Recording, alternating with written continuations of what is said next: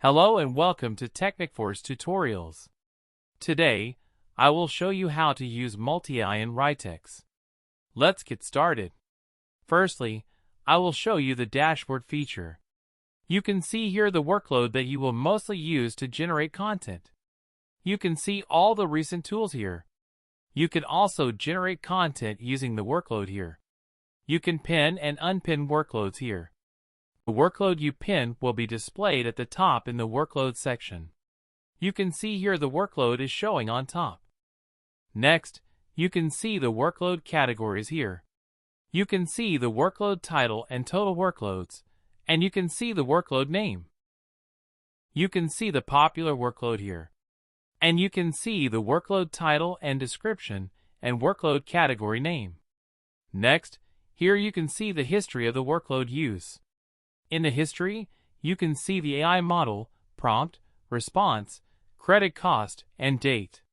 In the Action button, you can view the workload response by clicking on the View button and delete the history by clicking on the Delete button. Next, I will show how to use multi-AI in Writix. Go to the Sidebar section. Click on the Workloads tab. You can search for workloads here.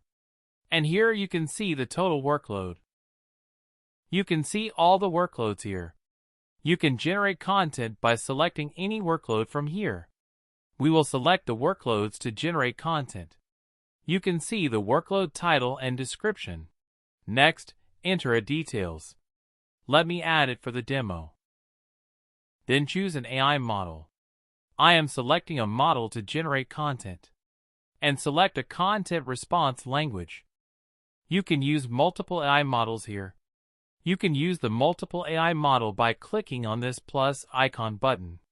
You can remove the model by clicking on the delete icon here. We are using multi-AI to generate content here.